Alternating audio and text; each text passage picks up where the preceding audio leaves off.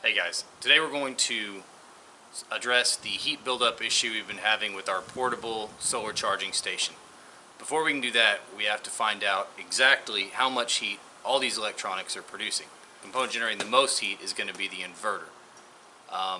They put these big old aluminum heat sinks on there, and in the back of it we've got a fan that's probably 5 inches across. The manufacturers knew this thing was going to be putting out a lot of heat. Alright, so we knew the lion's share of this heat was going to be coming from our inverter. We also know from the manufacturer specs that they give us with this product that it's about 90% efficient. That means that 90% of the power that comes out of our 12-volt batteries is successfully turned into 120 volt AC power at our outlet. The other 10% is presumably entirely lost as heat. We're used to thinking of heat in terms of BTUs, not as watts. So let's see if we can do a little bit of math and calculate out exactly how many BTUs of AC power we have to balance out how much heat our inverter is generating through inefficiency.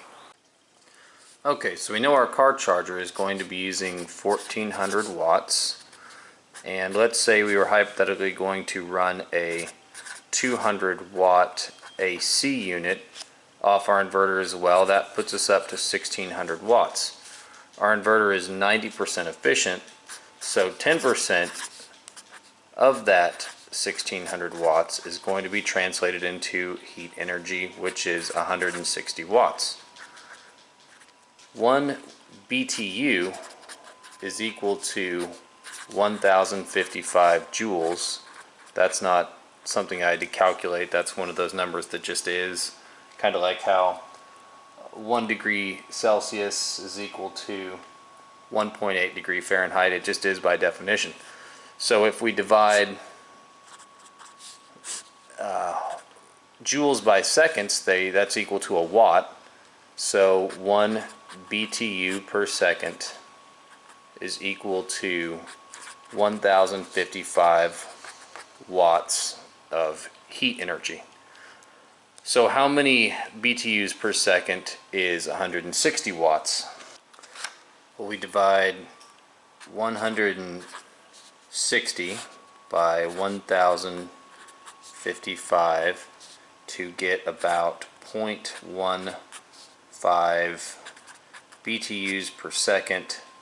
That is going to be the heat energy that's given off by our inverter when it's running under a 1600 watt load. That turns into, if you multiply that by 3600 to get the number of seconds in an hour, that tells us that our system is going to be putting out about 546 BTUs per hour of heat through heat inefficiency, or through just the inefficiency of it running. Now that's just the inverter. I figure that the other, the wiring back there gives off a little bit of heat, the charge controller gives off a little bit of heat, so we should probably add an extra 100 BTUs an hour for that. Plus we've also got, we're going to insulate this trunk area, but we know that some of the ambient heat from the car is going to seep back through there, through the seats and through the back door of the hatchback too. So we'll add on an extra 200 BTUs for that. And the total amount of heat that's going to be kind of going into the back of our car where we have all these electronics is probably going to be somewhere around 846 BTUs an hour. And now that we know that, we know what kind of AC, how powerful of an AC appliance that we need to shop for, now that we know how much heat we have to displace every hour. I know I've got a few people who live off grid and homesteaders who watch this channel. If you guys have ever been kind of curious as to how much heat your inverter gives off that you're having to displace with your AC, basically what all this translates to in a one-line equation is your inverter output multiplied by 100 minus its efficiency. So like for my inverter it would be, it's 90% efficient, multiplied by 3.41. That equation will give you how many BTUs per hour your inverter is putting out. So maybe that'll help somebody out who lives off grid and it's just kind of curious as to how much of their AC is being wasted trying to cool down their inverter if they live in like a cabin or RV or something. That's an equation you can use to find out exactly how many BTUs per hour your inverter is putting out. Okay, so now we know that we are going to have to displace 846 BTUs per hour, but you don't want to go out and find like an 846 BTU unit air conditioner, because that would mean that it would be running 100% of the time at maximum capacity just to maintain the heat in the back of the trunk. What you really want is something that's going to do at least twice that. So the AC is not having to work overtime to cool the vehicle, which will obviously run the appliance down pretty quickly. So what you want to shop for, ideally, is something in the 2000, what we want for this application, is something in the 2000 BTU range. Because that means that it's going to only have to be running at half power to displace all this heat. So what we want is a 2000 BTU unit that will draw about 200 watts. I went online and did some shopping, and this is what I found. So this is our Trip Light 2000 BTU air conditioner. It pulls about, the manufacturer says it pulls a peak of 270 watts, but I hooked it up to a kilowatt meter and couldn't get it to go over about 180, so that's great. The lower the watt pull, the better. It's about a 14-inch cube, so it's going to be a real tight fit getting it back here. It's going to leave very little empty space once installed in the back of this trunk, which is actually a good thing. We want all the cold air that it pumps out to be cooling down these electronic components and not, cooling down empty air. Once it goes in this space right here, we're not going to be able to do much work behind here, so I'm going to go ahead and ground my inverter, attach a wire from the ground post back there to the frame of the car that's underneath the paneling. Okay, so we go in our terminal kit, we find an eye lead that will fit good. Over the back post, the grounding post of this inverter. Strip a little bit of insulation off the end of our wiring.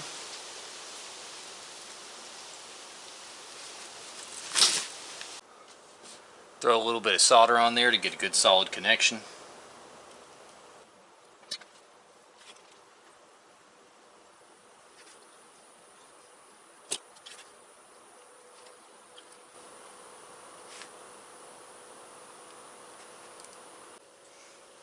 I think convention is to use green for the ground wire, so that's what color I'm going to use for my heat shrink.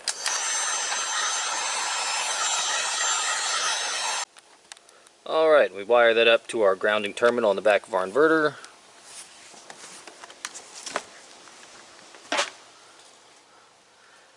Run it over to the exposed frame of the car, drill a few holes in there, and snake that little copper wire through that frame a couple of times to make sure we've got a good tight ground. And voila. Next step is to measure out 14 inches in our wire rack here that we need to set that AC unit down in and cut out those bars.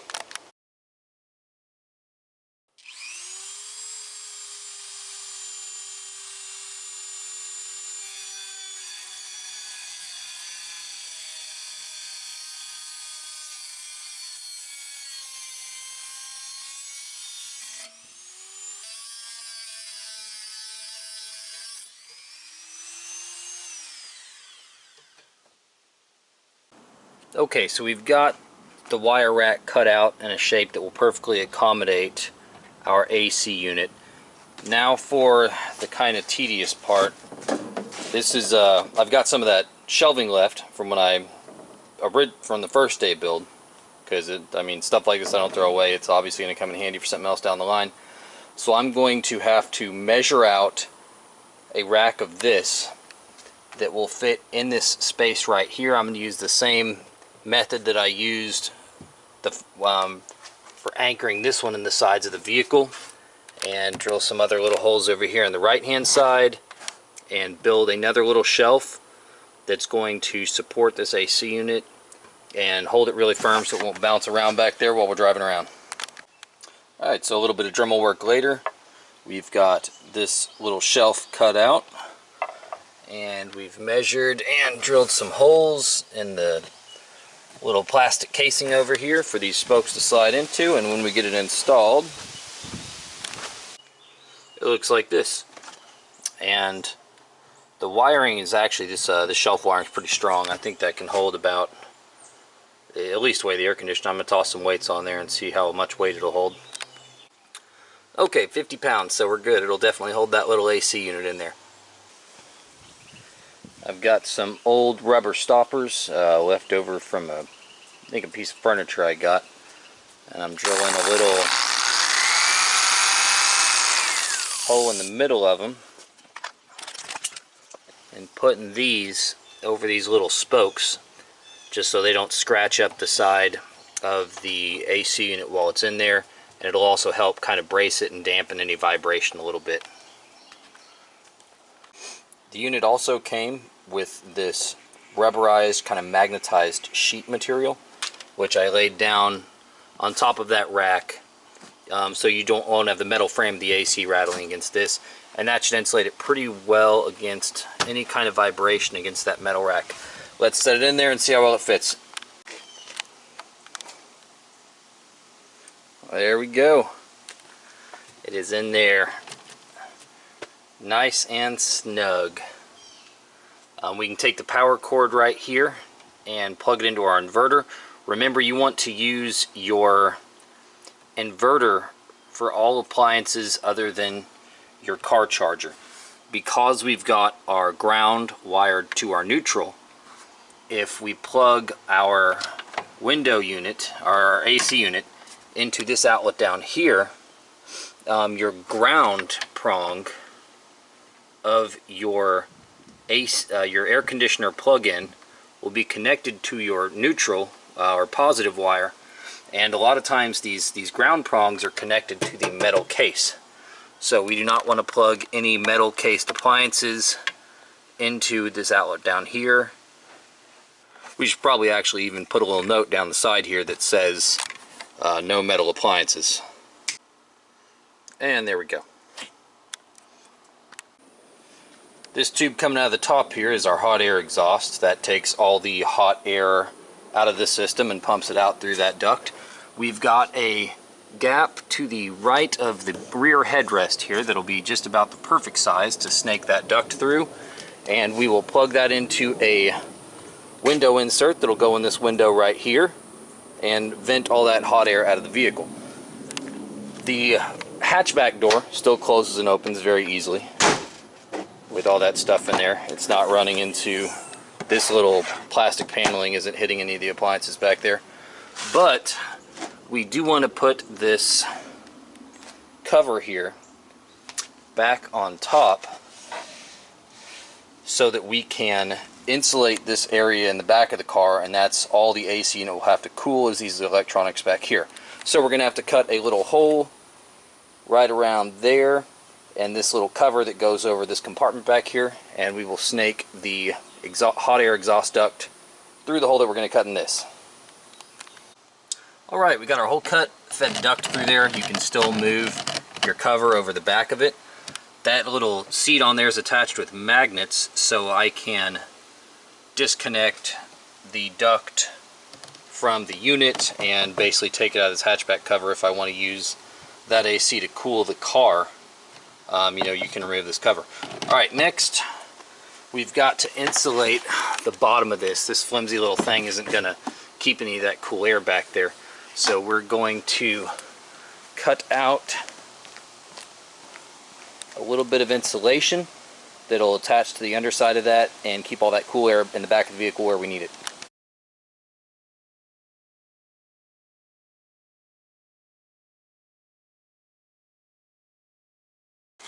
Okay, we've got our insulation cut out and fit into the top of the trunk area. I'm going to go ahead, I'll have to get some bolts and run them through here with some washers on either side to really grip, pinch that foam into there, that insulation. But for now I'm going to set it on top of our trunk and run the duct through it. Okay, here's how everything looks fully assembled. We've got our insulation underneath our top cover here. the AC unit does not have the super picky ground detect like the car charger. It runs just fine off of our inverter. We don't have to use any kind of bypass, which is good, because remember, you don't want metal framed appliances running on a ground bypassed outlet. So we can run it off there. I need to remove a little bit of the insulation around where the duct comes into the top of the AC unit, so that this will fit a little better, and go back in and maybe find a way to fill in this crack a little bit with something. But I don't have to waste you guys time documenting all that stuff. You're smart people, you can figure out how to fill in little gaps like that. So how do we find out how effective the AC unit is versus the bucket of ice method that we were using before? We have a good control test already done. If you go to Solar Powered Nissan Leaf episode 2, that was the one where I ran it for 90 minutes straight in the parking lot of the GameStop. So it's about the same temperature outside today as it was on that day. I can park this car in the sun, hook up the car charger and the AC, close the whole thing up and let it run for 90 minutes just like I did in that test, and then I can open it up and see what the temperature is on there. When we did it with the bucket of ice test, it was 108 or 9 degrees when we opened the car up after the 90-minute run test. So we will do it this time with the AC instead of the bucket of ice and see how much of a difference we're able to achieve. Okay, I've got the shade canopy moved out of the way. Everything's set up and ready to roll. It is currently about 100 degrees in the back of this trunk right now, and we're going to be running the car charger and the AC off that inverter, so it's going to be putting out the amount of heat that we calculated earlier, that 550 BTUs an hour.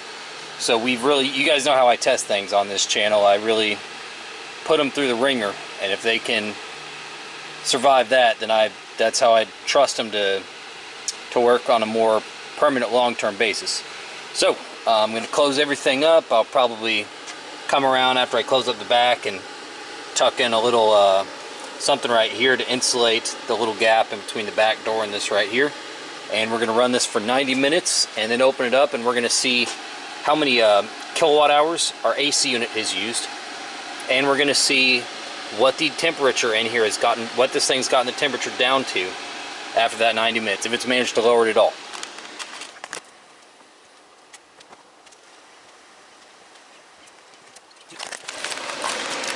Okay, we're charging. The clock's running on our kilowatt hours. Going to go ahead and close it up.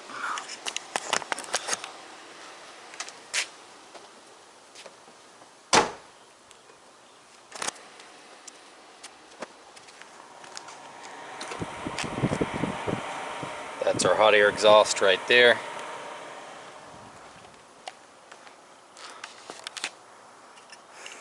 Alright. I really hope this works, or I just installed that AC system for nothing.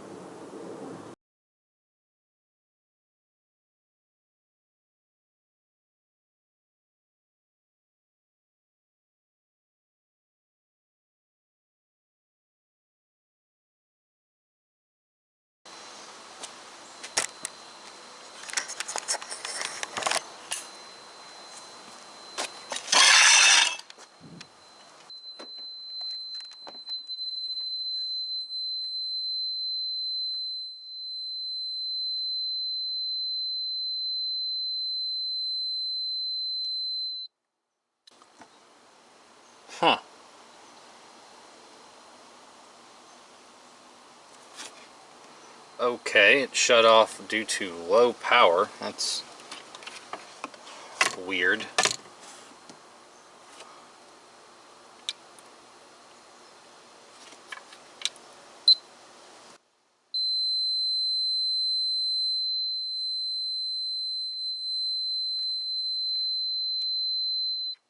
But real quick, what's the temperature?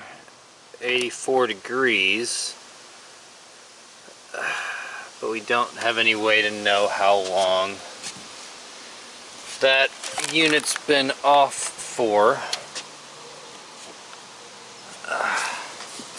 Check my little, I put a little towel down there by the condenser just to see if it would be able to pull any water moisture out of the air. I didn't think it was going to pull much moisture out of the air in this small of a setup. I'll probably still have to put some kind of tiny little reservoir back there to catch the condensate off of the condenser. But man, this inverter,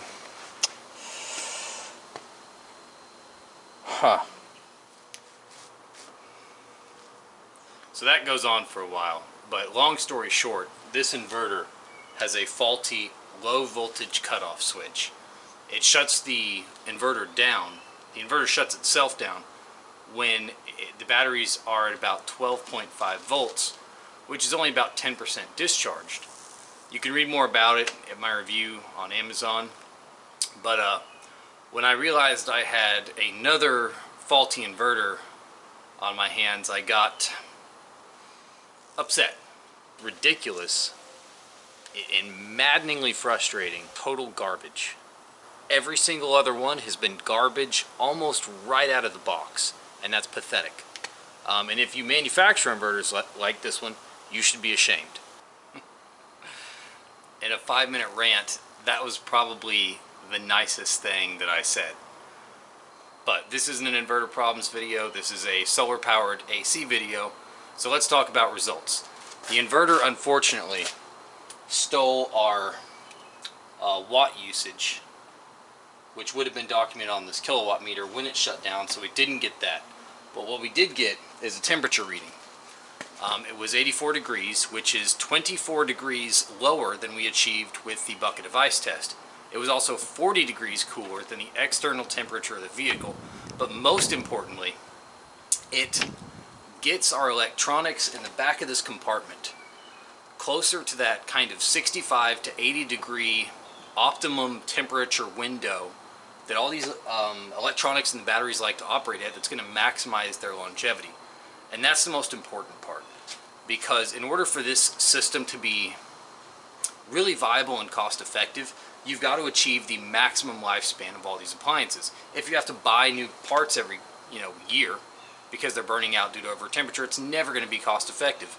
But if you can get these things to realize their full 5, 6, 7, 10-year lifespan, then you can drive this kind of thing almost for free. So that was the best result that we got out of it, is getting the temperature of the back of this compartment here down to about 84 degrees.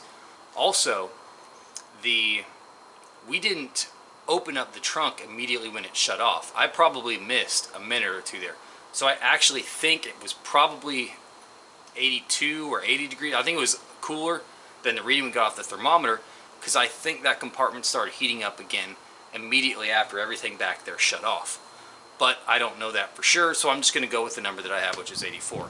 Now the real question is, how long will this AC unit last the way that we're using it?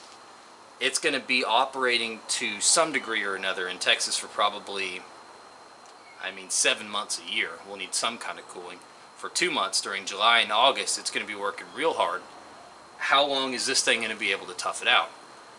That's going to determine whether or not this is an actual solution to this problem in terms of cost effectiveness. So I'm going to use it, and I'll use it until it breaks. And when it breaks, I'll post that information, and that'll let you guys know whether or not this is an option for a system like this. As I build this portable EV charging station, I'm always trying to look out for other cheaper options to build it, so that it's, I always try and keep the price point real low. I want to make it affordable for everybody. So one idea that I had